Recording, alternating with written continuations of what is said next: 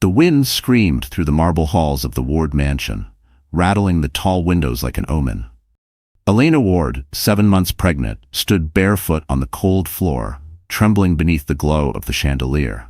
Her husband, Cole, the man she had once believed was her forever, loomed in front of her with eyes that no longer recognized her. Behind him, Riley Pierce, his flawless PR manager and newest obsession, smirked, a pair of silver scissors glinting in her manicured hand. Elena clutched her belly. "Cole, please, don't do this. Our baby." "Our baby?" He laughed, sharp and cruel. "You think you can trap me with that kid? You're nothing, Elena. A broke designer who got lucky marrying me." Riley stepped closer, perfume sharp in the air. "Maybe it's time the world sees what kind of wife you really are." She grabbed a fistful of Elena's dark hair and pulled. Elena cried out, but Cole didn't move. The first snip sliced through the silence. Strands fell like black feathers on white marble. Each cut was a humiliation, a declaration that the life she knew was over. "Smile," Riley whispered. "The cameras love a tragedy." Cole had installed security cameras everywhere. Tonight, one blinked red in the corner, capturing every second. When Riley was done, she shoved Elena toward the open door. Snowflakes whirled in, clinging to Elena's bare shoulders. "Get out," Cole barked. "Take your pity and your lies somewhere else." Elena stumbled into the storm, clutching her coat. The cold bit into her skin. The baby kicked weakly, as if pleading. Behind her, laughter echoed from inside. Then the heavy slam of the door cut it off. The mansion's lights glowed warm through the snow, mocking her. She turned once more, hoping for a flicker of mercy, but saw only Riley's silhouette drawing the curtains. Her phone slipped from her numb fingers into the snow. The battery light blinked, then died. For a heartbeat, she thought she saw movement beyond the gate. A dark car parked under the trees, headlights off, but she was too weak to care. Her knees gave out. She fell onto the icy driveway, her breath coming in ragged bursts. The last thing she heard before darkness swallowed her was the faint hum of an engine and a man's voice, distant but firm. "Target found. Proceed to extraction." Somewhere, the red light on the mansion camera kept recording, streaming every second to a hidden server no one knew existed. Snowflakes still clung to her lashes when Elena opened her eyes. The world was a blur of soft gold light and linen sheets that smelled of lavender and antiseptic. Her body ached, her head throbbed, and her throat felt raw from crying. For a moment she thought she was dead. Then a faint beeping sound broke through the fog. A heart monitor.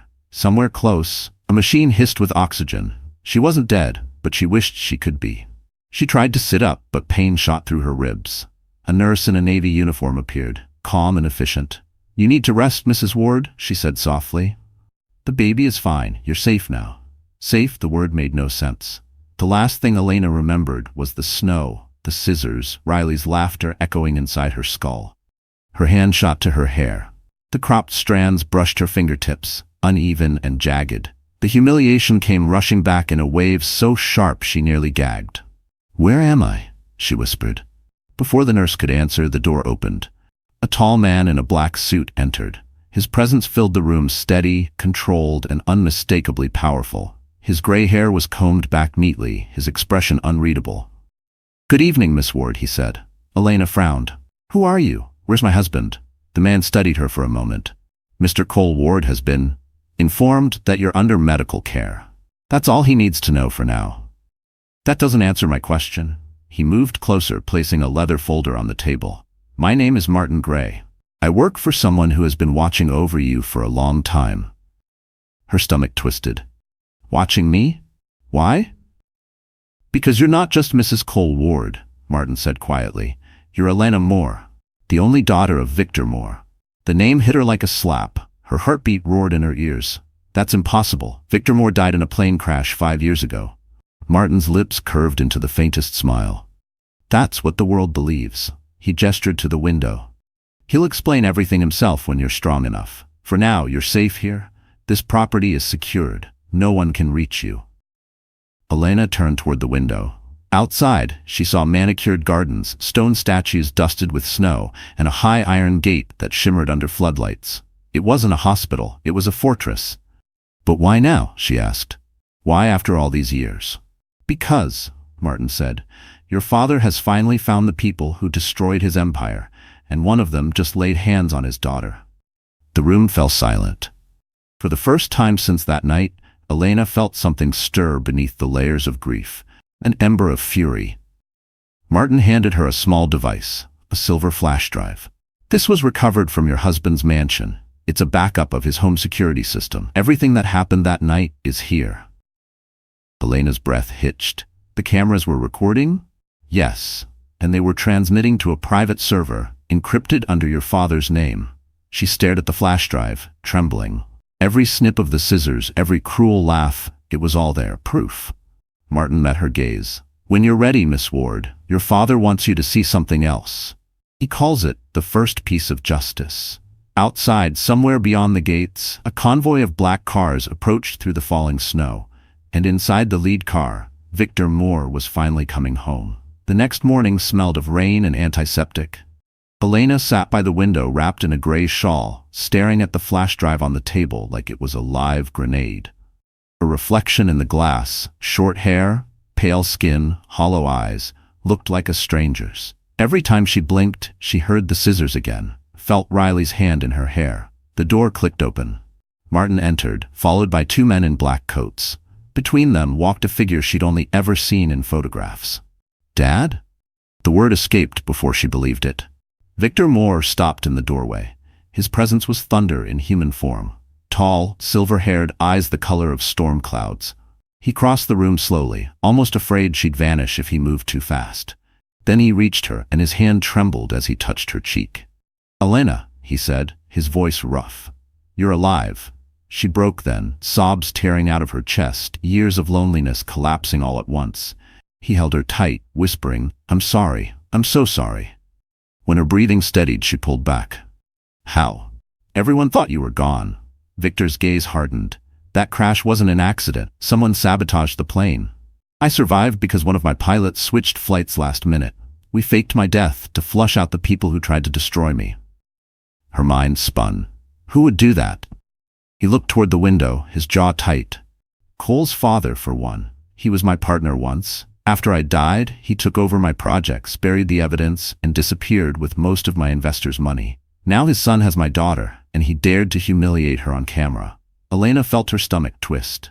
"You knew about the video?" Victor nodded. "I've seen it." His voice cracked slightly. "Do you have any idea what it's like to watch your own child beg for mercy?" She lowered her eyes. "I didn't want you to see that. I needed to." He walked to the desk, picked up the flash drive and slid it into a small projector. The wall flickered alive with images. The marble floor, the chandelier, Cole's sneer, Riley's scissors. Elena flinched but forced herself to watch. Victor didn't speak until the video ended. Then he said quietly, "This recording isn't just humiliation. It's evidence. Martin has already sent copies to the federal investigators who owe me favors." Elena blinked. "You're going to expose them?" "Oh, not just expose," Victor said, his tone chilling. "I'm going to erase them, financially, socially, legally, and when they have nothing left, I'll let the law finish what I started." She stared at him. "I don't want blood, Dad. I just want peace." He gave her a sad smile. "Peace doesn't come free, sweetheart. Sometimes justice demands a little noise." For a long moment they stood in silence, father and daughter bound by shared scars. Then Victor pressed a button on his tablet. Screens around the room lit up with live feeds. Cole's mansion, his office, even Riley's penthouse.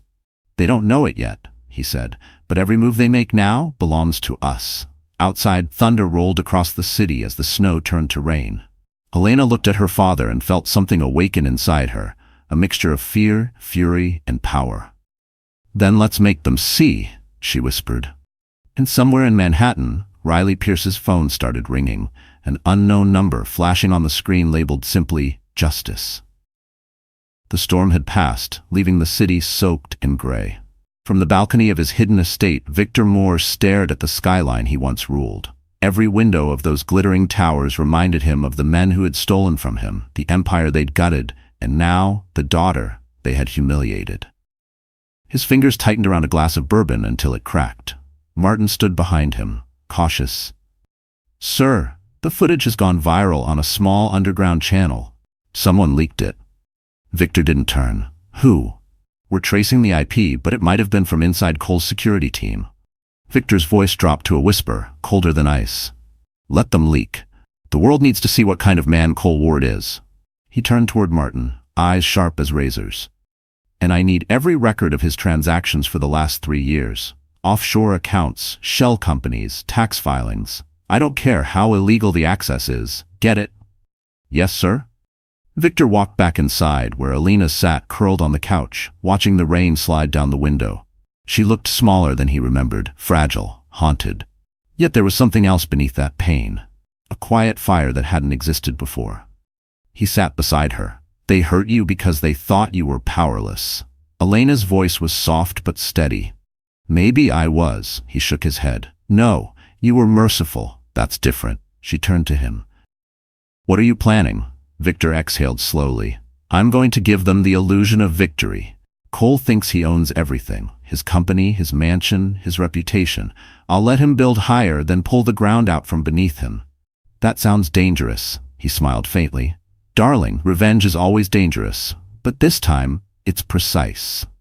Martin returned carrying a file thick with documents. We found his offshore chain. 2 companies registered in the Cayman Islands, both funneled through Riley Pierce's marketing firm. Elena frowned. So she's in on the money laundering? Victor nodded. Completely.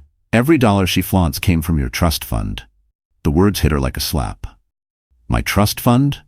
He opened a laptop, revealing an account ledger. After I died, Cole's father gained access to more holdings. He transferred all residual assets into a hidden portfolio under Cole's name. That's the money funding their entire lifestyle. Elena felt a wave of nausea. So every dinner, every dress, every party Riley hosted, it was stolen from me. Victor looked at her gently. Yes, and now you'll take it back publicly. She blinked. How? He leaned closer. Tomorrow, you'll file a civil claim under your birth name. Elena Moore. We'll use your marriage certificate and the original Moore Holdings seal as proof of misappropriation. The media will eat it alive. But Cole will fight. That's the point, Victor said. He'll come out swinging, loud and arrogant, just like his father. And while the world watches, we'll quietly hand every shred of his financial corruption to the federal investigators. By the time he realizes, the house of cards will collapse. Elena stared at him, torn between fear and awe. You've planned this for a long time, haven't you? For 5 years, he said. They stole everything from me. Then they took you. That was their last mistake. Thunder rumbled again, though the sky was clear now. Victor stood, finishing his bourbon. It's time they learn what happens when you touch a Moore. Outside in the distance, Cole Ward laughed inside his glittering office, unaware that his entire kingdom had just been marked for destruction. And in Riley's penthouse, the first anonymous email arrived. Subject line, "You're next." Cole Ward leaned back in his leather chair, the city glittering beneath his office windows like a spread of diamonds he thought he owned. His reflection smiled back at him from the glass. Perfect suit, perfect life, perfect control. To new beginnings, he said, raising his whiskey. Across from him, Riley Pierce clinked her glass, laughing in that soft, honeyed tone that used to charm investors and crush reputations. The media's eating it up, Riley said. They think Elena's in hiding because she can't face the scandal. We've already gained 30,000 new followers since the charity interview. Cole smirked. See? Bad press is just free marketing. The more pathetic she looks, the stronger we become. Riley leaned on his desk, tracing the rim of her glass with a red-painted nail. You really think she's gone for good? He shrugged. If she had any brains, she'd disappear. She has nothing left. No money, no family, no name. I made sure of that. Outside the tinted glass, lightning flared against the skyline. Brief, blinding. Cole's phone buzzed with a notification. Incoming transfer confirmed. He grinned. Another investor wired $3 million. That'll keep our little empire afloat. But what Cole didn't know, what no one in the room knew, was that the account he had just used belonged to one of Victor Moore's shell corporations. The funds were real, but so were the digital breadcrumbs leading straight back to him. Downstairs, in the underground garage, a black SUV sat idle. Inside, Martin watched the live feed from Cole's office. Transmission clear, he murmured into his earpiece. Good. Victor's voice replied from the other end. Let him drink. Let him celebrate. Tomorrow morning, he'll wake up and realize every cent he's touched in the last 6 months came from us. Martin smiled faintly. That'll trigger the fraud flags? Exactly, Victor said. And once the financial watchdogs dig in, I'll make sure the press gets a copy. The public loves watching their heroes fall. Back in the office, Riley crossed her legs, flipping through her tablet. Cole, there's one thing. The accounting team says some of your offshore transfers bounced back last night. They're asking for authorization. Cole waved her off. Tell them to fix it. You worry too much. Riley hesitated. You know, sometimes I wonder if we pushed too far with Elena. Maybe we should have just divorced her quietly. He turned, eyes sharp. Are you feeling guilty now? After everything she did, her lies, her secrets, she deserved worse. Riley's lips twitched. You sound just like your father. Cole's jaw tightened. That's a compliment. The office door opened slightly. An assistant peeked in. Mr. Ward, Channel 7 wants to confirm your appearance at tomorrow's gala. Tell them I'll be there, Cole said, his grin returning. It's time the world sees who the real Ward family is. Riley smiled, but something in her chest twisted. As Cole turned away, she glanced at her phone and noticed a strange message in her inbox. Your silence was bought with stolen blood. No sender, no trace, just a countdown clock ticking, 23:59:42. A chill slid down her spine. Everything okay? Cole asked. She forced a smile. Yeah, everything's perfect. But even as she said it, the lights flickered once, then twice. Somewhere deep in the building, a server beeped. A quiet alarm that only Martin's team understood. Victor's voice, calm and cold, echoed through his private line. The trap is set. Tomorrow the empire collapses. And in Cole's office, the whiskey glass slipped just slightly, leaving a crack that neither of them noticed. Morning sunlight spilled over Manhattan, bright and merciless. Cole Ward woke to the buzz of his phone vibrating across the nightstand. He groaned, half asleep, until Riley's sharp voice from the kitchen jolted him upright. Cole, turn on the TV. Now. He stumbled out of bed, hair tousled, grabbing the remote. The moment the screen flickered to life, the blood drained from his face. Every major news channel was showing the same clip. His mansion, his voice, Riley's laughter, Elena's screams, the scissors, the humiliation, the door slamming. Cole froze. What the hell is this? Riley's hands shook as she poured coffee she wouldn't drink. It's everywhere. Every outlet, every platform. #Justice for Elena is trending worldwide. Cole's jaw tightened. That's impossible. Those tapes were private. They were deleted. Riley shook her head. Somebody had a backup. They uploaded it to dozens of accounts at once. Even if we take one down, 20 more pop up. The footage replayed again on screen. Elena begging, Riley sneering, Cole laughing. The anchor's voice cut through the audio. Sources confirm the video originated from inside Ward Enterprises' security system. Experts say it could open an investigation into domestic violence and corporate abuse. Cole snatched his phone, dialing his PR manager. Martin, shut this down. Spin it, pay someone, I don't care. Just make it disappear. The line clicked. Martin? Silence. Then a flat, unfamiliar voice answered, Mr. Ward, Martin Gray doesn't work for you anymore. Cole froze. Who is this? Someone who believes every action has consequences. Click, the line went dead. Riley looked at him, her face pale. Cole, what did he mean? He slammed the phone down. It's a bluff. We'll bury this. Money fixes everything. But by noon, money couldn't buy silence. Protesters gathered outside Ward Enterprises, holding posters of Elena with the words, she deserved better. Sponsors pulled their contracts. The company's stock plummeted 12% in 2 hours. Riley's phone kept buzzing with reporters, ex-clients, and former friends demanding statements. She finally turned it off, shaking. They're calling me a monster. They found my home address. Someone painted shame on my car. Cole paced the office, breathing hard. They'll get bored in a few days. But deep down, he knew the damage was permanent. He grabbed a bottle from the minibar and poured a drink. It's her father, he muttered. It has to be. He's behind this. Riley frowned. Her father's dead, Cole. He turned slowly, eyes bloodshot. Then explain this. He threw a printout onto the desk, a news headline from an anonymous financial blog. Former billionaire Victor Moore spotted alive in Zurich. Riley's mouth went dry. That's impossible. Cole leaned close. Nothing's impossible with that man, and if he's alive, we're both screwed.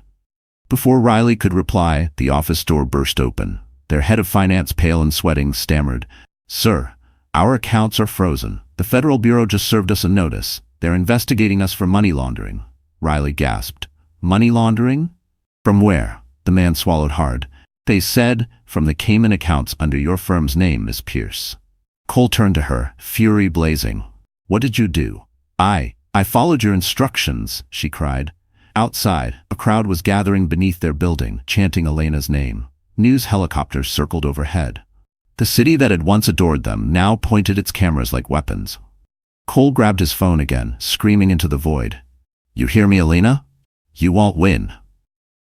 But miles away, in Victor Moore's control room, Elena watched the live broadcast on a giant screen. Her father's voice was calm beside her. He's already losing. And as Cole's empire cracked on every channel, a single new email arrived in his inbox. Subject line, the beginning of the end. By the next dawn, Ward Enterprises was no longer the gleaming monument Cole believed it to be. The once bustling lobby stood half empty. Reporters camped outside like wolves scenting blood. Inside the penthouse office, Cole's phone vibrated nonstop. Lawyers, shareholders, journalists, all demanding answers he didn't have. He stared at the headlines, plastered across every screen. Ward Empire faces fraud investigation. Viral video sparks national outrage. Each article cut deeper. He had built his reputation on power and control, and now both were slipping through his fingers. Riley stormed in, hair disheveled, sunglasses hiding bloodshot eyes. The bank canceled my cards, she hissed. I tried to book a flight to LA, but I'm on a no-fly list. What the hell is happening? Cole didn't look up. Someone wants us trapped. Whoever leaked that footage planned every move. Riley slammed her purse onto the table. It's your fault. You dragged me into this. My fault? Cole snapped, standing. You wanted fame. You wanted the spotlight. Well, now you have it. Their shouting echoed off the glass walls until a knock interrupted them. Their chief of security, a bulky man named Harris, entered carrying a small tablet. Sir, you should see this. He pressed play. The screen showed a dark room filled with monitors, servers blinking like constellations. A voice, distorted and cold, spoke through the static. Cole Ward, Riley Pierce, you stole what wasn't yours. Now every file, every dollar, every secret you've hidden belongs to us. Then the screen flashed with numbers, account codes, offshore transfers, encrypted data unraveling line by line. Riley's breath hitched. That's my company's financial server. Cole's voice dropped to a growl. How did they get in? Harris shook his head. They didn't hack us, sir. They owned the network from the start. Whoever this is, they've been inside our system for months. Cole's blood ran cold. Victor Moore. He swept the papers off his desk, fury replacing fear. Get me my father's old contacts. We'll fight this like he would. But even as he spoke, another alert pinged. An official notice from the Federal Bureau of Financial Crimes. Your business license is under immediate suspension pending investigation. Riley sank into a chair, trembling. Cole, we're finished. Do you hear me? Finished. No, he muttered. Not yet. He grabbed his coat and stormed toward the elevator. Riley followed, desperate. Where are you going? To find out who's pulling the strings. Downstairs, in a parking garage lined with shadows, Cole met an old man in a gray suit, one of his late father's surviving lawyers. You want truth? The man said quietly. Then stop digging your own grave. Victor Moore isn't just alive, he's already bought half your company through proxies. Cole's heart stopped. That's impossible. The lawyer handed him a sealed envelope. He sent me this last night.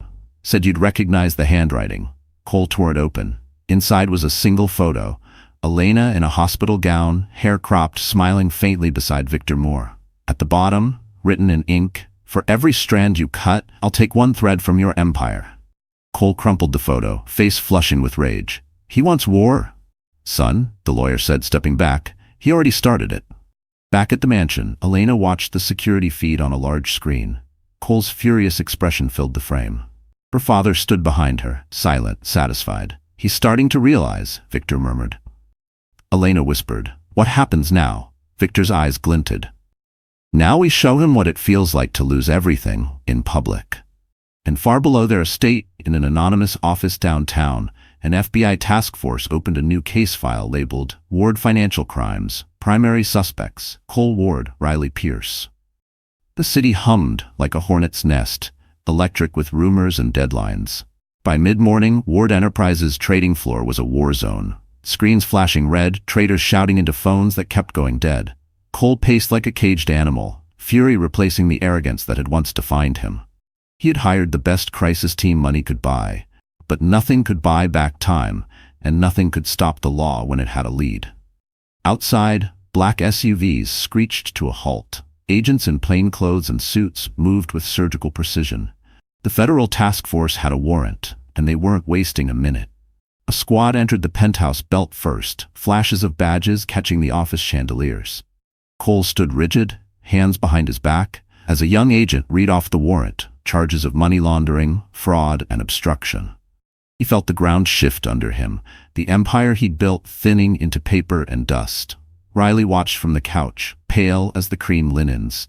Her designer handbag thudded to the floor as agents unpacked laptops, external drives, and boxes of documents. Her face flitted between defiance and panic.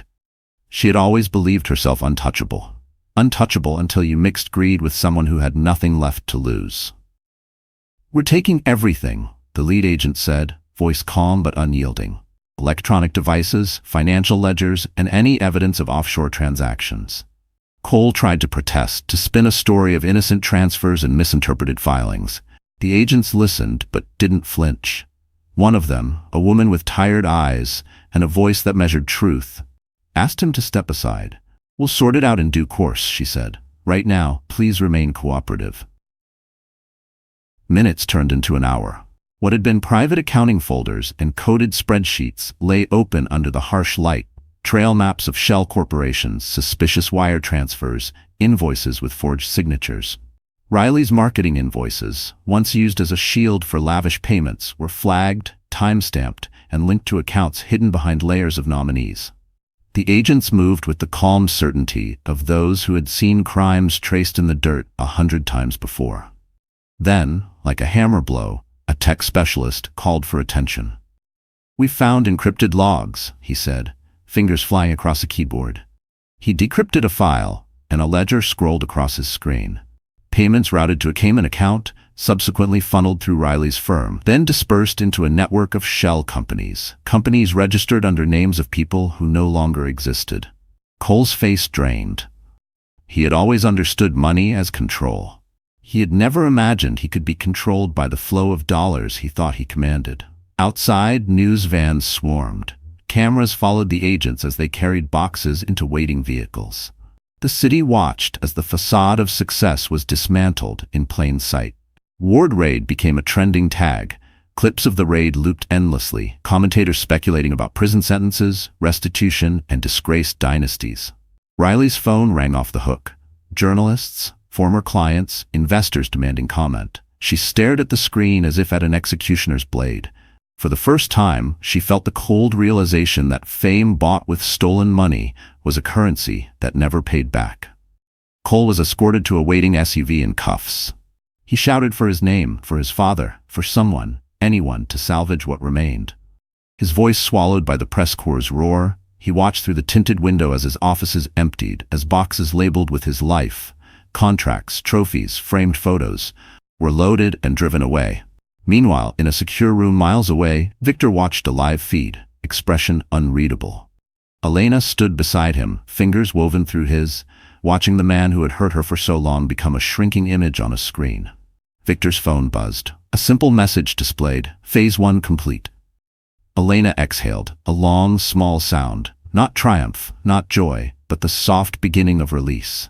As Cole's SUV turned the corner, a federal prosecutor closed a folder and whispered, "Prepare the indictment." Night fell over the city like smoke after battle. Inside the Moore estate, the glow of computer screens cast long blue shadows across the marble floor. Elena sat in her father's private control room, arms folded across her chest, staring at the live footage of Cole's arrest replaying on every major network. It should have felt like victory. Instead, all she felt was the hollow ache of years lost. Victor entered quietly, setting a cup of tea beside her. "He's in custody," he said. "They'll book him tonight. Riley too, once they finish interrogating her." Elena didn't look up. "Then it's over?" He studied her, then shook his head. "It's never over that easily. Men like Cole don't surrender. They plot from the ashes." As if on cue, one of the monitors blinked red. Martin's face appeared via secure feed. "Sir, you need to see this." Someone just tried to access your daughter's medical records. The attempt came from a private server in Ward's old office. Elena frowned. He's in jail. How could he? Someone on the outside is helping him, Martin said grimly. Likely one of his remaining board members. Victor's jaw tightened. Track the signal. I want names. The feed cut off. The room fell silent except for the soft hum of machines. Elena turned to her father. Why can't they just let it end? Victor's expression softened. Because power never dies quietly. He hesitated, then added, There's something I didn't tell you, Elena. Cole's father, the man who betrayed me, he's still alive too. Her eyes widened. What? Victor nodded slowly. He faked his own death years ago after stealing my investors' money. He's been living abroad, hiding under new identities, pulling strings through intermediaries. The raid exposed the son, but the father is still controlling what's left. Elena's pulse raced.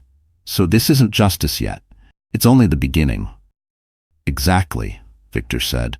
And if we're not careful, he'll turn Cole's arrest into leverage. He'll paint your husband as a scapegoat, frame you as the instigator, and reclaim sympathy through the media. The words stung because they made sense. Elena had seen how easily public opinion shifted. Just one viral headline and the crowd could crown a devil as victim. She rose from her chair, pacing. Then we make sure the world sees the full story. Every dollar they stole, every bruise they caused. Victor smiled faintly. That's my daughter. Across town, Riley Pierce sat alone in an interrogation room. Fluorescent lights buzzed above her. Her mascara had long since bled away. 2 agents entered, dropping a folder thick with evidence onto the metal table. We have you on record approving every illegal transfer, one said. If you cooperate, we can recommend leniency. Riley's hands trembled. What do you want from me? The truth, the agent replied, and maybe a name. Riley swallowed hard. Betraying Cole meant survival, but betraying his father meant signing her death warrant. She stared at the folder, her mind spinning. Back at the estate, Victor's phone vibrated again. Another message from Martin. The elder Ward is moving funds out of Switzerland. We have one chance to intercept. Victor turned to Elena. This is where it gets dangerous. He'll come for you to stop us. Elena met his gaze, her eyes steady. Then let him come. I'm not the same woman they threw into the snow. Outside, thunder rolled across the night, echoing the fury building in her chest. Far away, in a high-security cell, Cole sat under flickering lights. A guard slid an envelope through the slot in the door. Inside was a single note written in elegant script. Hold your tongue. Help is coming, Father. Cole smiled for the first time in days. And miles away, as Elena prepared for peace, a new storm she never expected was already on its way. Rain hammered against the windows of the Moore estate like an impatient warning. The storm had returned, heavier than before, swallowing the city in sheets of gray. Elena sat at the dining table, a stack of court documents beside her untouched. The news channels played in the background, commentators dissecting every angle of Cole's downfall. But her thoughts were far from victory. Something about the silence after chaos felt too fragile, too planned. Victor entered, adjusting his cufflinks, calm as ever. The prosecutors are moving fast, he said. They'll push for a full indictment next week. Cole will rot where he belongs. Elena stared at him. And his father? Victor paused. We're working on it, she frowned. You're avoiding the question. What aren't you telling me? Before he could answer, Martin appeared in the doorway, drenched from the rain. His usually steady voice trembled. Sir, there's been a breach. One of our servers went dark an hour ago. It was the system monitoring the elder Ward's movements. Victor stiffened. You're sure? Martin nodded. Whoever did it used credentials only 2 people have, you and me. The room went cold. Elena looked between them. You think it's him? Cole's father? Victor's eyes darkened. No, it's someone closer. A loud thud echoed from upstairs. The lights flickered once, then twice, before plunging the mansion into darkness. Elena's heartbeat spiked. Dad? Victor motioned for silence. Stay here. He drew a small pistol from the drawer, a relic of the past he rarely acknowledged, and moved toward the staircase. Elena followed despite his warning, gripping the banister as lightning flashed through the tall windows. A shadow crossed the hall. Someone was inside. Martin whispered, "Second floor, west wing." They rushed toward Victor's study, the source of the noise. The door hung open, the lock snapped. Inside, the desk drawers were pulled out, papers scattered like feathers. The safe stood ajar, its steel pried open. Victor cursed under his breath. They took the hard drive. What was on it? Elena demanded. Everything, he said. Financial records, names of informants, proof tying Ward Sr. to the plane sabotage. Martin's phone buzzed with a text. He glanced at it and went pale. Sir, they sent me a message. You should have stayed loyal. Elena turned sharply. Loyal to who? Martin hesitated. Before I found you, I worked for your father's old partner, the elder Ward. I thought he was dead until Victor contacted me. He used me to track his enemies. I never knew you'd be part of it. Victor's voice dropped to a dangerous calm. You brought them here. I didn't mean, but the rest of Martin's words were drowned by the crash of glass as a bullet shattered the window. The three of them ducked behind the desk. Outside, headlights flared in the rain, a black sedan tearing down the drive. Victor aimed and fired once. The car swerved, tires screeching, then vanished into the storm. When silence returned, Martin was clutching his shoulder, blood seeping through his fingers. Elena knelt beside him, hands shaking. You're going to be okay. Martin's breath came shallow. He's coming for you next. The father, not the son. He gripped her wrist weakly. He wants the inheritance your mother left. He thinks it's still hidden somewhere only you can unlock. Elena's stomach dropped. My mother's inheritance? That company. Victor met her eyes, realization dawning. That's what he's after. Not revenge. Control. Thunder cracked overhead, rattling the walls. Elena looked out the broken window into the storm. Somewhere out there, the real mastermind was moving. And for the first time, Elena understood that her nightmare had only changed faces. The night after the shooting felt endless. Rain drummed against the windows of the Moore estate as if the sky itself refused to rest. In the living room, Elena sat beside Martin, who lay pale on the couch, his arm bandaged tightly. His breathing was shallow but steady. The air smelled of antiseptic and fear. Victor paced near the fireplace, his silhouette sharp against the flames. They took the hard drive, he muttered. That means they know about the vault. Elena turned. What vault? Victor hesitated, then sighed, as if the secret had been pressing on him for years. Your mother's project. Before she died, she hid something. Something bigger than money or property. It's the reason the elder Ward tried to destroy me. Elena's pulse quickened. What was it? Blueprints, he said. A design for a renewable energy core. It could have revolutionized the industry. She wanted it to belong to the public, not corporations. Ward wanted it buried so his oil empire could keep thriving. Elena sat back, stunned. That's what this has all been about? Not revenge. Greed. Victor nodded grimly. When the plane went down, everyone thought the files were lost with me. But your mother split the data, hid half with me and half with you. With me? Elena frowned. I never had anything. He gave a sad smile. You do. The pendant you've worn since you were a child, it's not just jewelry. The microchip inside contains the access key. Her hand flew to her neck. The small silver pendant glinted in the firelight. You're saying this little thing could destroy them? Or save them, Victor said. Depends who holds it. Before she could respond, headlights flashed outside the gates. Victor's security team moved instantly, but it was too late. A delivery van had slipped through the storm, its logo fake. The guards shouted, guns raised, as the van exploded into smoke, and alarms blared through the mansion. Victor pulled Elena to the ground. They're here. Through the chaos, masked men stormed the foyer. Bullets shredded the paintings on the walls. Elena crawled toward the couch where Martin lay, trying to pull him to safety. Go, Martin gasped. They're after you, not me. But she refused to leave. With trembling hands, she pressed a remote on the side table, activating the estate's emergency lockdown. Metal shutters crashed down over the windows. Steel doors sealed the halls. The intruders were trapped inside. Victor fired once, twice, precise, controlled shots. 2 attackers fell, the rest scattered. Smoke filled the corridor. Elena's lungs burned as she grabbed her father's arm. We have to move. They raced toward the hidden elevator behind the library. The walls trembled as another explosion rocked the house. Elena's heart pounded. The pendant around her neck felt heavier than ever, as if the world's fate hung from its chain. The elevator doors closed just as fire spread through the lower hall. When they reached the basement, Victor turned to her. We can't stay here. We'll move to the safe house in the Catskills, but first.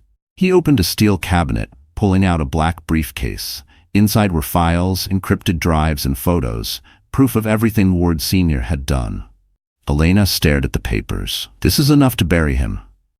Victor's jaw tightened. Yes, but he won't go quietly. He wants what's around your neck, Elena, and he'll kill to get it. She gripped the pendant, feeling its edges bite into her skin. Then he'll have to find me first. Above them, the house alarms fell silent. The intruders had vanished into the night, leaving only smoke and wreckage. Victor placed a hand on her shoulder. This is the moment you decide who you are, Elena, victim or legacy. Her answer came steady and cold, legacy. And somewhere, far from the burning estate, a man watched the fire on a tablet screen and whispered, "Found her." Snow fell again, heavy and silent, blanketing the upstate mountains like a shroud. The narrow road to the Moore family's safe house wound through the forest, invisible beneath the white. Inside the armored SUV, Elena sat in the back seat, clutching the pendant that held the microchip. Every bump in the road felt like a heartbeat out of rhythm. Victor sat beside her, his face tight with exhaustion. "We'll stay here until Martin recovers," he said. "Once he's stable, we go public with the files. Ward Sr. won't survive the fallout." Elena nodded, but said nothing. Her mind replayed the attack, the fire, the masked men, the look in their eyes when they searched for her. They weren't thieves, they were hunters. The SUV pulled up to the cabin, a stone and wood fortress tucked into the hillside. Security cameras rotated on the roof, beams of light cutting through the snow. 2 guards emerged from the shadows to greet them. Victor gave a curt nod. "Sweep the perimeter every hour, no exceptions." Inside, warmth and silence wrapped around them. The place smelled faintly of cedar and gun oil. Elena dropped onto the couch, staring into the crackling fire. "I hate hiding," she murmured. "It feels like I'm waiting to be attacked again." Victor poured 2 cups of coffee and handed her one. "We're not hiding, we're buying time." He sipped his drink, eyes on the flames. "I built this safe house before you were born. I never thought we'd actually need it." Before Elena could answer, the front door burst open. A guard stumbled in, bleeding from a gash on his shoulder. "Sir, they're here." Victor's cup shattered on the floor. "How did they find us?" The guard gasped. "Someone inside leaked the coordinates." Then he collapsed. Elena's blood ran cold. "It can't be Martin. He's unconscious."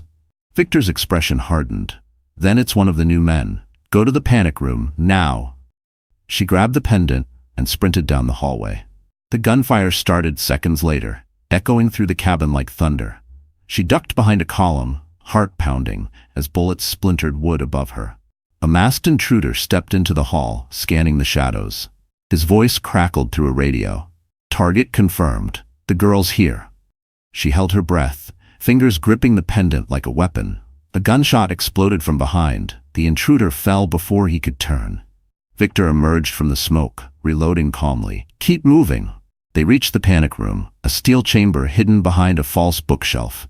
As the door sealed, Elena caught her reflection in the mirrored wall. Hair uneven, face streaked with dirt, but eyes blazing with defiance. Inside, Victor opened a small monitor linked to the security feeds. Outside, 3 SUVs had surrounded the cabin. Men in tactical gear fanned out, cutting power lines and disabling cameras. Then a new figure appeared among them, a tall man in a charcoal coat, face half hidden under a fedora. Even through the grainy feed, his presence sent a chill through the room. Elena whispered, "Who is that?" Victor's voice dropped to a growl. "That's the Elder Ward." The man looked straight into one of the cameras, as if he could see them watching. Then he smiled, a slow, deliberate curve that promised ruin. He lifted a walkie-talkie and said, "Bring her out alive. The pendant is mine." Elena clenched her fists. "He wants the key to Mom's design. He'll never get it." Victor met her gaze. "Then we fight on our terms." He pressed a code on the console, activating a series of underground tunnels. "We go through the north exit. Once we reach the chopper, we contact the press directly." The walls shuddered from another explosion. Dust rained from the ceiling. Victor took her hand. "No matter what happens, you run and don't look back." But Elena didn't move. "Not this time. I'm done running." Outside, the Elder Ward's men breached the main door, only to find the cabin empty and a message scrawled across the wall in red, "You taught me how to survive. Now watch me win." The forest swallowed them whole. The night was silent, except for the crunch of boots over frozen earth and the distant hum of engines combing the mountain roads. Elena ran beside her father through the narrow escape tunnel that opened into a frozen ravine. Steam curled from their breath. Somewhere behind them, gunfire echoed as Ward's mercenaries stormed the burning cabin. Victor pressed a hand to his earpiece. "Martin," he said between breaths, "status report." Static. Then a weak voice answered, "I'm alive. Barely. I rerouted the signal. They think you're heading south." "Good man," Victor said. "Hold position until extraction." Elena tightened her grip on the pendant around her neck. "Dad, this isn't sustainable. We can't just keep running." Victor gave a grim smile. "Who said anything about running? We're leading them exactly where I want them." They trudged through the snow for another mile before reaching a clearing. An old communications tower stood half-collapsed against the horizon. It looked abandoned, but Victor's handprint on a rusted panel triggered a faint click. A section of the wall swung open, revealing a stairwell spiraling underground. Elena hesitated. "You built this too?" "I built everything expecting this day," he said. "But this," he pointed to the tunnel, "this is where we end it." Inside, the bunker smelled of dust and old metal. Rows of servers hummed faintly, powered by generators buried deep in the mountain. Monitors blinked to life, projecting data across the walls, account numbers, emails, legal filings, and a map of connections linking the Ward family to half a dozen corrupt officials. Elena stared in disbelief. "You've been collecting evidence for years." Victor nodded. "Every betrayal, every theft, every bribe. But it's not enough to destroy them. We need the key from your pendant to unlock the full archive." She unfastened the chain, holding it out. "Then let's finish it."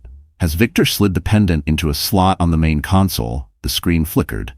A holographic interface appeared. Her mother's logo, soft and familiar, blooming like light in the dark.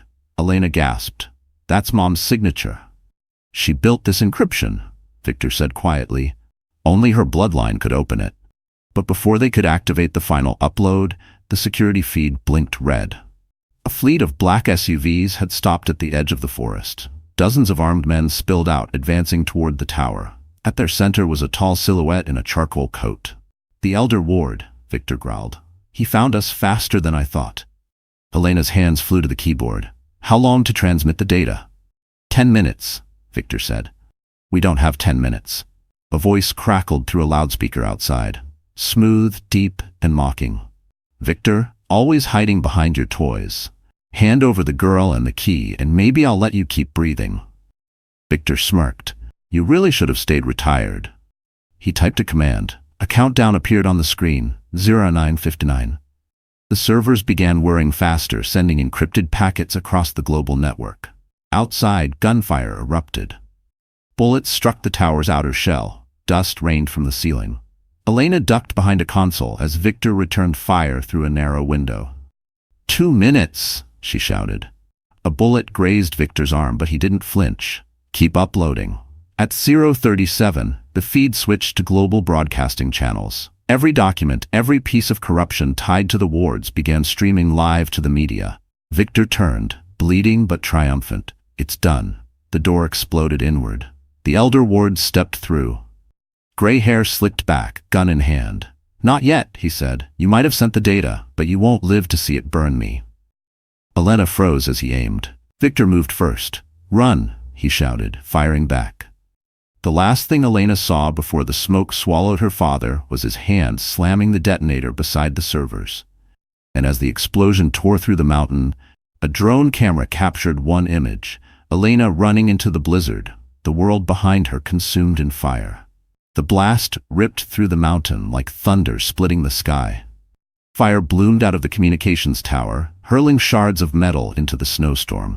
For a moment the night glowed orange and then fell silent again. Only the faint hiss of snow landing on smoldering steel.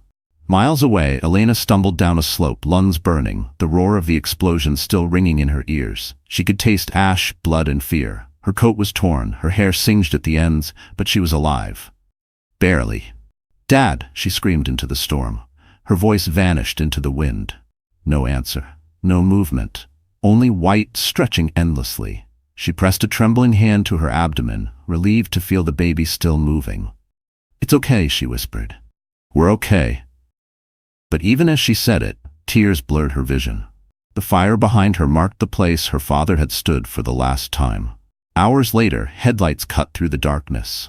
A rescue team, Victor's private operatives, found her collapsed in the snow.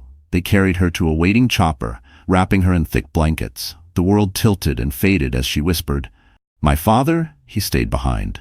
When she woke again, she was in a hospital room high above Manhattan, the city skyline glowing beyond the glass. Martin sat beside her, pale but alive, his shoulder still bandaged. "You made it," he said softly. Elena blinked, disoriented. "The tower?" "Gone," Martin said. "The explosion took out half of Ward's men. We recovered your father's bodyguard, barely alive, but your father, he's missing." "Missing?" Her heart clenched. Martin hesitated. "There's a chance he survived. No remains were confirmed. The press is already calling him a hero, the billionaire who took down corruption. The files you uploaded are everywhere. Ward Sr.'s empire is finished, his accounts frozen, his lawyers jumped ship." Elena turned to the window, snow swirling outside. The victory felt hollow. "He'd never let them take him alive," she whispered. Martin leaned closer. "Then we honor him the only way he'd want, by finishing it." Across town, chaos reigned in the Ward estate. The elder Ward sat in a dim study, surrounded by shattered glass and burning documents. His empire was gone, his name plastered across every major news channel. The footage from the explosion looped endlessly. Victor Moore's final act. "Sir," one of his men stammered, "the accounts are frozen, our assets seized." Ward slammed a pistol onto the table. "I built this city's power from dirt. You think I'll let a dead man bury me?" He turned to a photo of Elena on the screen. "If I can't destroy him, I'll destroy what he loved." Back in the hospital, Elena reviewed the data Victor had sent before the blast. A single encrypted message: "If I don't return, trust no one but the name inside." Attached was a file labeled Oak Ridge. She opened it. Coordinates appeared on the map, an airfield north of the city. Beneath it, one line of text: "The future belongs to you." Martin frowned. "What's in Oak Ridge?" Elena exhaled slowly. "My mother's final prototype, the one she died protecting." Before Martin could reply, a nurse entered holding a sealed envelope. "This was delivered for you, Ms. Moore. No return address." Elena opened it. Inside was a single photo, her father standing beside the wreckage, alive. The back read, "You're not done yet." Her hands trembled. "He's alive." Martin's eyes widened. "Then Ward won't stop until he finds him, or you." Elena looked out over the city, its lights flickering like fireflies below. Determination replaced grief. "Then let him come. This time I'm ready." And somewhere, in the ruins of the mountain, a shadow limped through the smoke, clutching a burned locket and whispering her name. The next morning dawned cold and eerily still, the kind of gray light that seemed to hold its breath. Elena stood by the hospital window, the photo of her father clutched in her hands. The edges were singed, his face blurred by smoke, but the message on the back burned in her mind: "You're not done yet." Martin entered carrying a folder thick with notes. "We've decoded most of the Oak Ridge coordinates," he said. "It's an abandoned hangar 30 miles north. No security listed, but thermal scans show movement. Someone's already there." Elena turned sharply. "Ward's men?" "Or your father," Martin said carefully. "We won't know until we check." She looked down at the pendant around her neck, the key to everything her mother built, everything her father fought for. "If there's even a chance he's alive, I have to go." Martin frowned. "Then I'm coming with you." By nightfall, they were on the road, headlights cutting through the fog. The highway was empty, silent except for the hum of the engine. Snow began to fall again, soft at first, then thick enough to blur the world into ghostly white.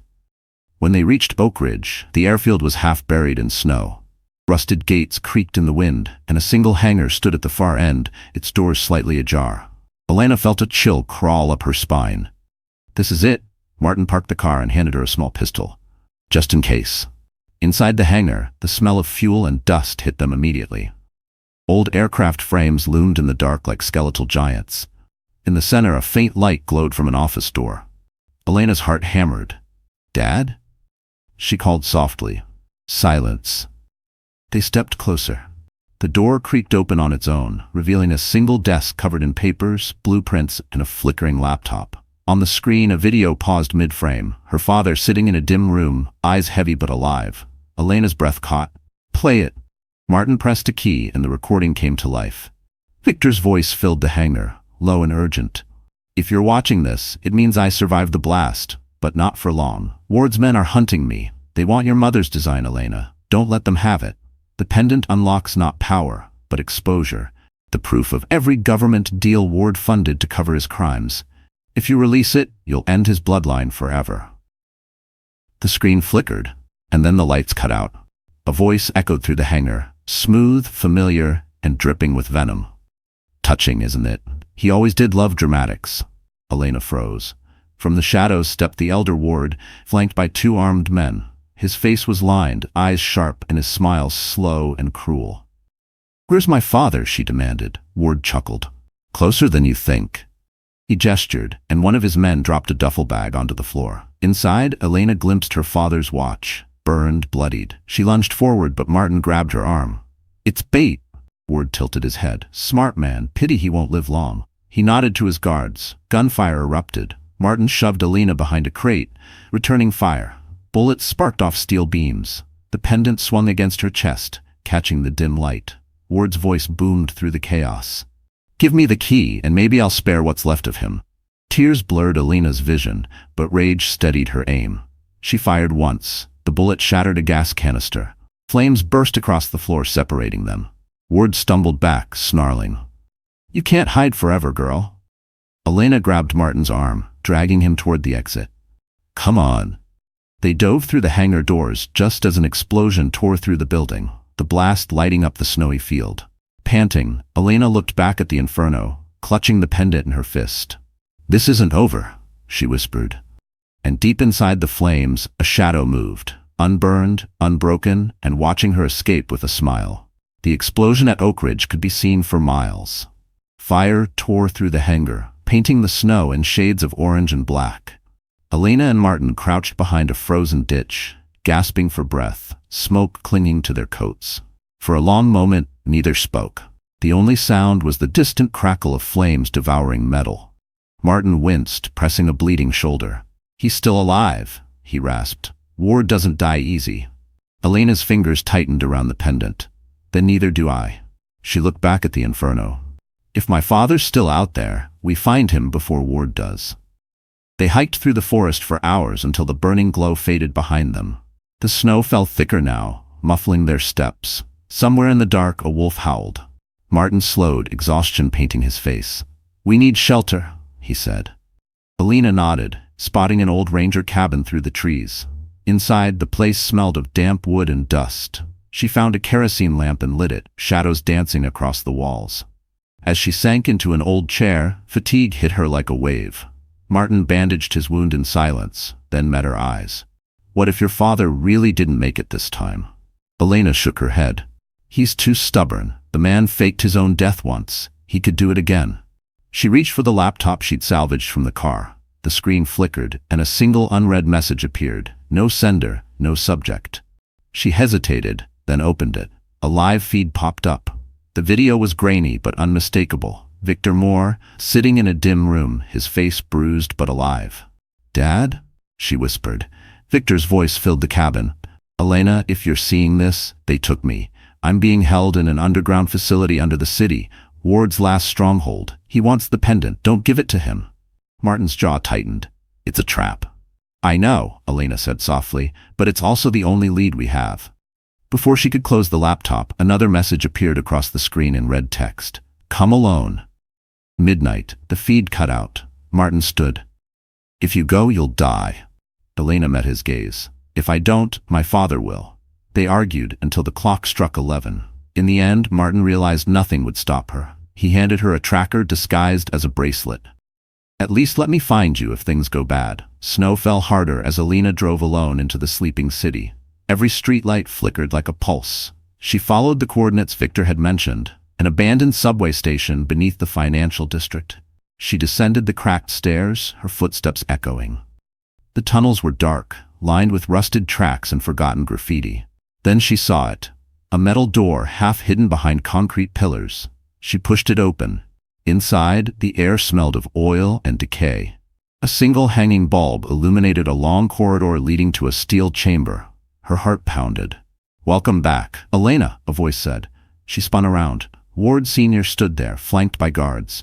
His suit was immaculate despite the grime, his smile almost polite. Your father's been asking for you. He stepped aside. Behind him, Victor sat bound to a chair, pale but conscious, his eyes widened. No, Elena, get out. Ward drew a pistol, aiming it lazily. Hand over the pendant or I end this family line right here. Elena's mind raced. She unclasped the chain, holding it out, but as Ward stepped closer, she pressed a hidden button on the pendant's base. A sharp click echoed. Ward frowned. What did you? The ground shuddered. The pendant projected a holographic seal into the air, her mother's design, pulsing with light. Ward shielded his eyes as alarms blared. From somewhere above, sirens wailed. FBI agents stormed through the tunnel entrance, shouting commands. Ward's guards scattered in panic. Victor laughed, hoarse but proud. You taught her too well. Elena met Ward's eyes, her voice steady. You wanted power, you got exposure. And as Ward was dragged away in cuffs, Elena finally let herself collapse into her father's arms, alive, trembling, and free at last. Morning light streamed through the courthouse windows, soft but unforgiving. Reporters crowded the marble steps, shouting questions as black SUVs rolled up to the entrance. Inside the lead vehicle, Elena sat between two federal agents, hands clasped tightly around her pendant. Across from her, Victor Moore stared out the window, his expression unreadable. Are you ready? One agent asked. Elena nodded slowly. As ready as I'll ever be. Today was the first day of the United States versus Richard Ward, the trial that would determine not just the fate of a criminal empire, but the end of a decades-long war. Inside the courtroom, the air buzzed with tension. Every seat was filled. Journalists, corporate executives, victims of Ward's corruption. Cameras flashed as Ward Sr. entered, handcuffed but still smirking. Even in disgrace, he radiated arrogance, dressed in a tailored suit as if this were another board meeting. Elena's breath hitched when his cold eyes met hers across the room. He nodded once, a silent taunt that said, I'm still in control. The judge entered, gavel striking. Court is now in session. The prosecution began with evidence collected from Victor's database. Bank records, fraudulent transfers, shell companies linking Ward's empire to bribery and blackmail. One by one, names and faces appeared on the projection screen. Executives who had bought silence, politicians who had traded favors. Elena sat rigid beside her father, watching the rot of an empire exposed. But Ward never flinched. When the prosecutor displayed photos of the hangar explosion, he even smiled. During recess, Martin joined them in the hallway, carrying a sealed folder. New discovery, he whispered. The Bureau found something in Ward's personal vault. Victor frowned. What kind of something? Martin hesitated. A birth certificate? He handed it over.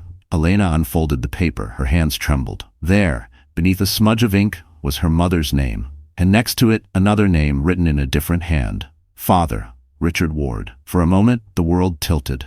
Victor saw her face pale and reached for the paper. His eyes darkened as he read it. It's fake, he said quickly. Ward's trying to twist the story. But Elena could barely breathe. Is it? She whispered. Is it, Dad? Silence. Victor looked away. That was enough of an answer. Tears burned her eyes. You lied to me? He stepped closer, lowering his voice. I did what I had to do to protect you. Your mother never told you the truth because she feared what Ward would do if he knew. He was her business partner, and her mistake. When he found out she had you, he tried to take you. That's why she went into hiding. That's why I raised you as mine. Elena backed away, shaking. All this time, I was fighting my own blood. Victor's voice softened. Blood doesn't make you family, Elena. Choice does. Before she could respond, the bailiff called them back to court. The second half of the trial began, and Ward's defense attorney stood to speak. My client, he announced, wishes to submit one final statement. Ward rose slowly, shackles clinking. For decades I've been called a villain, he said, his tone almost gentle. But tell me, who's worse? The man who took what he wanted, or the man who stole another man's child and called it love? Gasps rippled through the courtroom. Cameras flashed wildly. Elena's stomach churned. Ward turned his gaze toward her and smiled faintly. You inherited more from me than you think. Victor slammed his fist against the table. Enough! The judge banged the gavel. Order! Ward leaned forward, his smirk never fading. No matter what happens here, Elena, you'll always be part of me. And one day, you'll have to choose which legacy you'll carry. The guards dragged him away as the room erupted in chaos. Elena sat frozen, the words echoing in her head like poison, and as the courtroom doors slammed shut, she realized justice had come, but peace was still far away. That night, the courthouse emptied, leaving only echoes and flashbulb ghosts in its marble halls. Elena sat in the back of a parked SUV outside, her hands trembling around a small white envelope, the DNA test ordered by the court to confirm Ward's outrageous claim. Her reflection in the glass looked hollow, eyes ringed with sleepless shadows. Victor sat beside her, silent. The city lights painted his face in streaks of gold and gray. "You don't have to open it," he said softly. Elena stared at the envelope. "If I don't, it'll eat me alive." Martin, sitting in the passenger seat, glanced back. "Elena, whatever's in there doesn't change who you are or what you've done." She tore the seal before she could change her mind. Paper rasped as she unfolded the document, eyes scanning line after line until they stopped on the only words that mattered. Probability of paternity, 99.97%. The car went silent. Victor's knuckles tightened against his knee. "He's lying," he whispered, though his voice broke. "That test could have been tampered with." Elena's voice was barely audible. "I'm his daughter." She pressed the paper to her chest as if it burned. The storm that had been chasing her for months finally caught up. Rage, betrayal, grief, all colliding. "All this time, I thought I was fighting a monster. I never realized half of that monster lived in me." Victor turned to her, eyes fierce. "Don't ever say that. You're nothing like him." "But maybe I am," she said. "Every move I've made, every fight, every calculated step, it's the same ruthless blood." Martin interjected gently. "Elena, Ward built an empire on greed. You're tearing it down for justice. That's not blood. That's choice." She looked away, tears streaking her cheeks. Outside, police sirens echoed down the avenue as if the city itself couldn't sleep. By dawn, the news had exploded. DNA confirms Elena Moore is the secret heir to Ward Empire. Cameras camped outside her hotel, microphones waiting like vultures. Some called her the daughter of corruption, others the woman who destroyed her own family. Inside the suite, Elena watched the coverage in silence.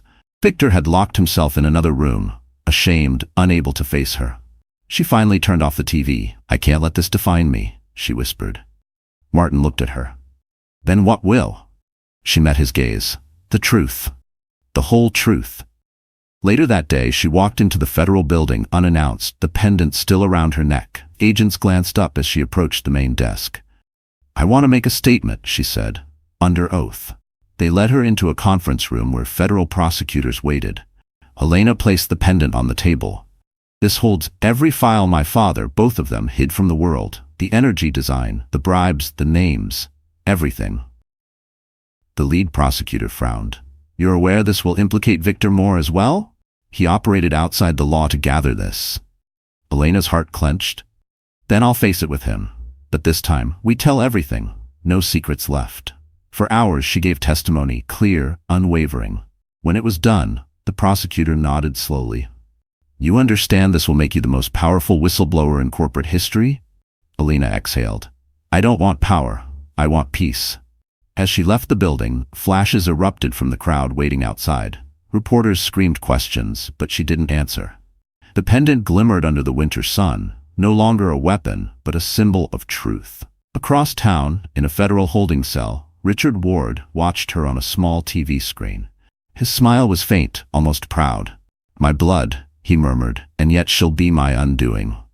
And somewhere deep inside, Elena felt it too. The war between legacy and justice had only just begun. Snow blanketed the courthouse steps again, as if winter refused to release its grip on her story.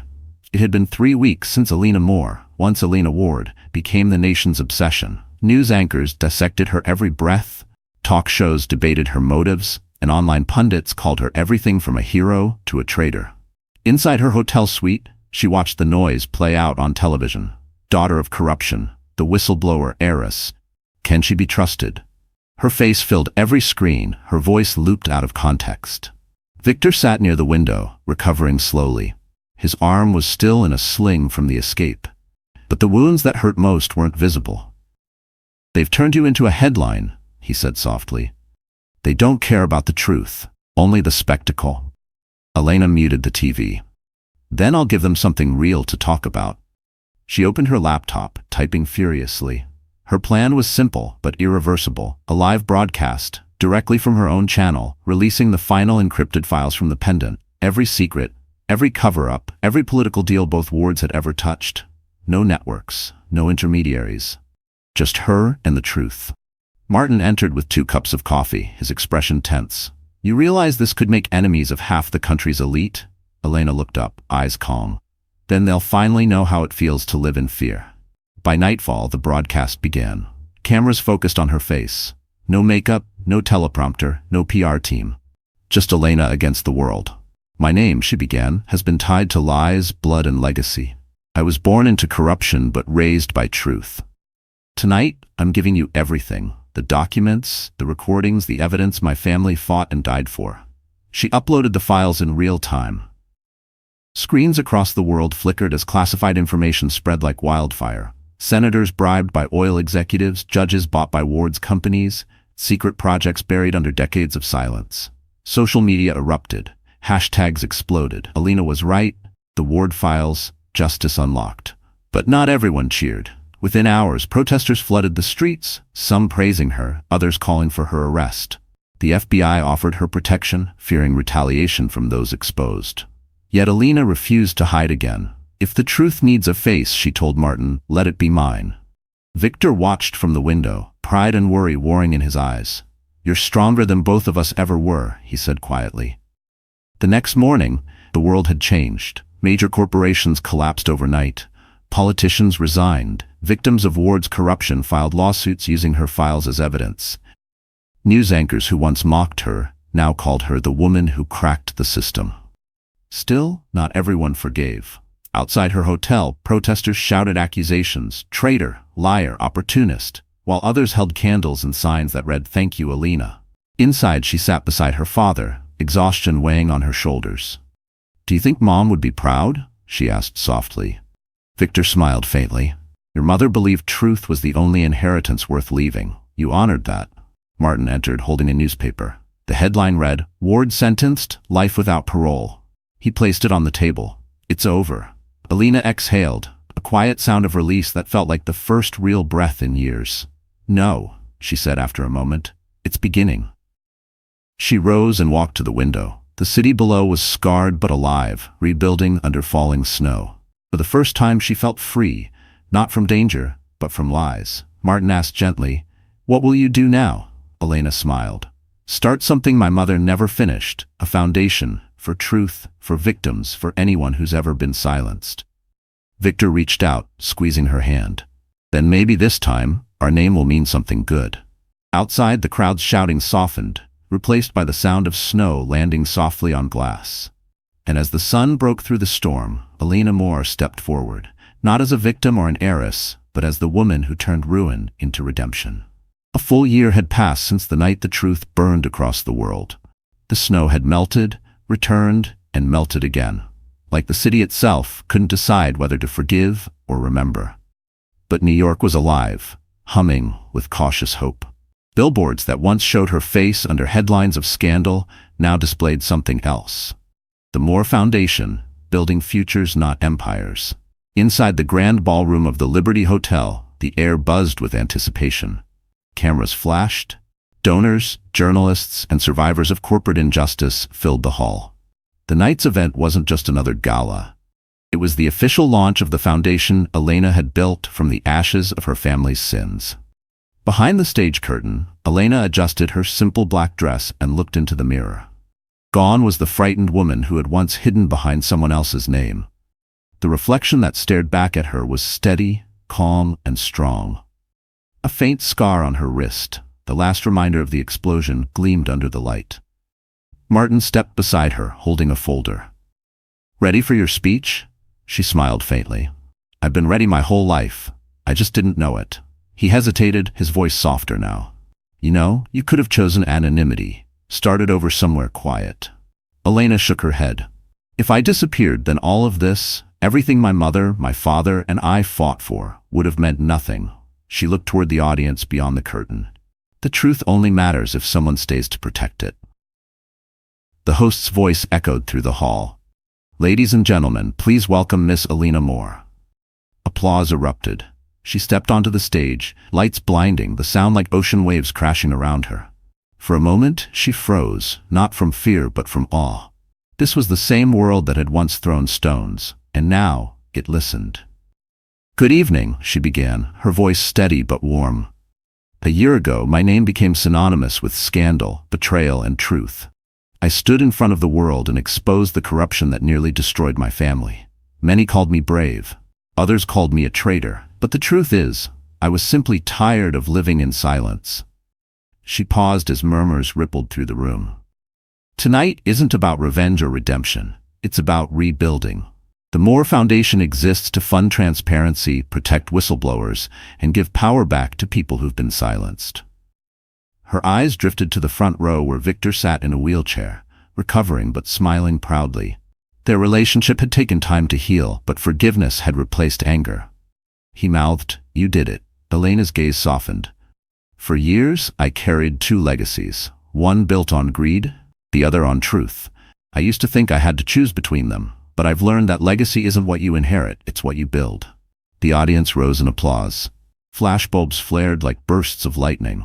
For the first time, she didn't flinch. After the event, she slipped away from the crowd and stepped outside onto the hotel terrace. The city lights glittered below, reflections dancing on the Hudson. Martin joined her, 2 glasses of champagne in hand. "To survival," he said. She smiled, "To purpose." They clinked glasses. Across the river, a prison transport convoy moved under the bridge. Inside one of the armored vans, Richard Ward stared out a narrow window. A newspaper lay on his lap, the headline reading, "Elena Ward named Person of the Year." His lips twisted into a faint, defeated smile. "She really did it," he murmured. Back on the terrace, Elena felt the chill wind shift, carrying something that felt like closure. She looked at the skyline, at the world reborn from ruin, and whispered, "It's finally over." Martin slipped his arm around her shoulders as snow began to fall again, soft and clean. And as the first flake melted on her skin, Elena Ward closed her eyes. No longer the broken wife, no longer the hunted heiress, but the woman who turned her pain into power, and her name into hope. So that's how the story ends, my wonderful friends. You're still here, aren't you? If you've stayed with me until this very moment, maybe something in Elena's journey has touched your heart in its own quiet way. Her story isn't just about revenge or victory, it's about healing. About standing tall after being broken, about choosing truth even when it hurts. Like the Stoic philosopher Marcus Aurelius once said, "What stands in the way becomes the way." Every pain, every betrayal, every loss, when faced with courage, can become the path that shapes us into who we're meant to be. Elena taught us that blood doesn't define us, but our choices do. That forgiveness is strength, not weakness. And that peace isn't found when the storm ends, but when you learn to stand firm inside it. If this story moved you, even just a little, take a second to breathe it in. Let it remind you that no matter what you've been through, you can turn pain into power too. So if this message speaks to you, hit that like button, share it with someone who needs hope tonight, and don't forget to subscribe, because we have many more stories that heal, one heart at a time.